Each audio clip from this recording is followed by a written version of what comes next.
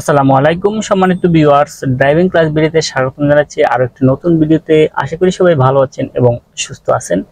আজকের ভিডিওতে আপনাদের সাথে শেয়ার করব যে একটা গাড়ি যখন আপনি প্রতিদিন চেক করেন, যেটা নিয়ম, প্রতিদিন গাড়ি চেক করার নিয়ম, যে গাড়ির আপনার পানি, রেডিয়েটরের পানি কমে যাচ্ছে কিনা, রিজার্ভ ট্যাঙ্কির পানি কমে যাচ্ছে কিনা, মোবিল ঠিক আছে কিনা, ব্রেক অয়েল, এই সব কিছু প্রতিদিন চেক করার একটা হচ্ছে যে নিয়মিত রুলস বা দায়িত্ব, মানে একেবারে বাংলায় যেটাকে বলে একটা নিয়ম, যে একটা গাড়ি যখন আপনি সকালে স্টার্ট দেবেন এগুলো পরীক্ষা করা। তো পরীক্ষা করতে গিয়ে আপনি প্রতিদিন দেখতে পাচ্ছেন যে আপনার রেডিয়েটরের পানি কমে যাচ্ছে, রিজার্ভারের পানি প্রতিদিন আপনার মিনিমাম যেখানে থাকার কথা লো সেখানে নেমে যাচ্ছে। তো প্রতিদিন 1 লিটার, হাফ লিটার বা 1.5 লিটার মানে পানি ডালতে হচ্ছে। তাহলে পানিটা কই যাচ্ছে?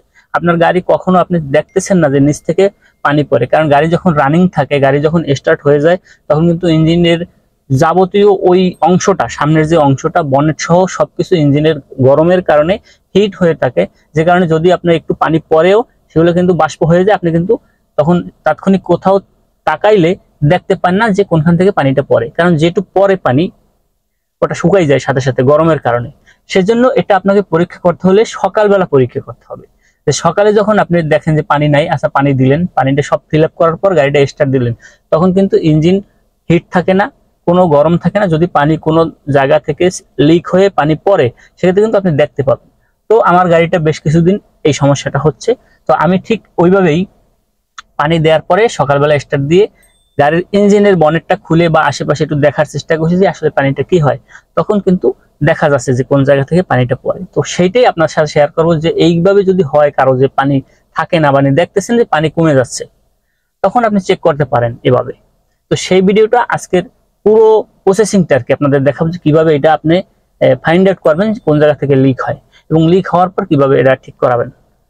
তো আশা করি স্কিপ না করে পুরো ভিডিওটি দেখলে বুঝতে পারবেন। এই ধরনের সমস্যা যদি আপনারা পড়েন, নতুন ড্রাইভারদের ক্ষেত্রে বিশেষ করে বেশি এই ধরনের সমস্যা হয়, যারা খেয়াল করতে পারেন না এবং বুঝতেছেন না যে কি হবে, কি করবেন। পানি কমে যাচ্ছে ঠিকই, আপনি পানি ঢালেন এবং চালান, কিন্তু কি করবেন বুঝতেছেন না, কিভাবে বুঝতে পারবেন যে কোন জায়গা থেকে হয় এটাও বুঝতেছেন না। তারা ভিডিওটা দেখলে অবশ্যই উপকৃত হবেন। তো আর কথা না বলে আমি মূল বিষয় চলে যাচ্ছি। সম্মানিত ভিউয়ার্স, এই যে রেডিয়েটরের মুখটা দেখতে পাচ্ছেন, এটা আমি আজ থেকে 2-3 দিন ধরে দেখতেছি আমার এই রিজার্ভারের পানি আস্তে আস্তে কমে যাচ্ছে।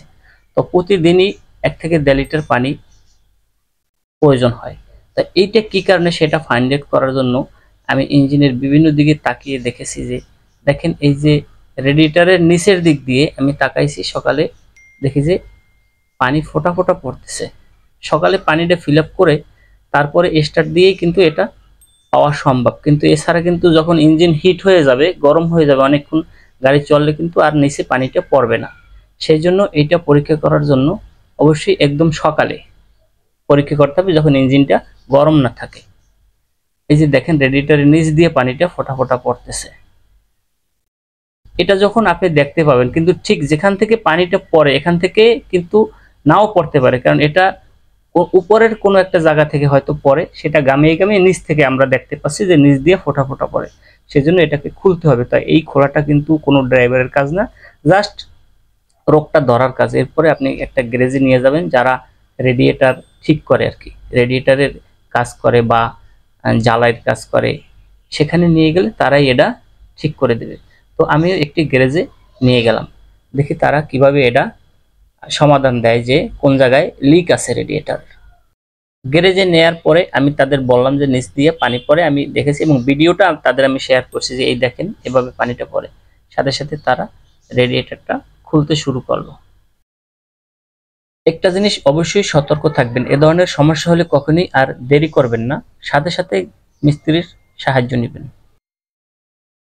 খুলে দেখলো যে রেডিয়েটরের উপরের দিকটা একটা লিক হয়েছে, যে ছোট আকার একটা লিক হয়েছে, এখান থেকে পানিটা বের হয়ে নিচের দিক দিয়ে পানিটা চলে যায়, কিন্তু এইটা কিন্তু রানিং অবস্থায় বোঝা যায় না।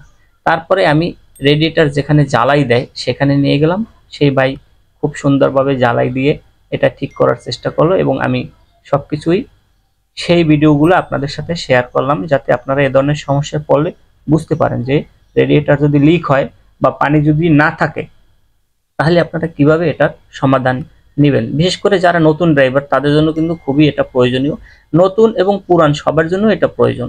কারণ রেডিয়েটরে যদি পানি না থাকে তাহলে অবশ্যই গাড়ি কিন্তু সমস্যায় পড়বে।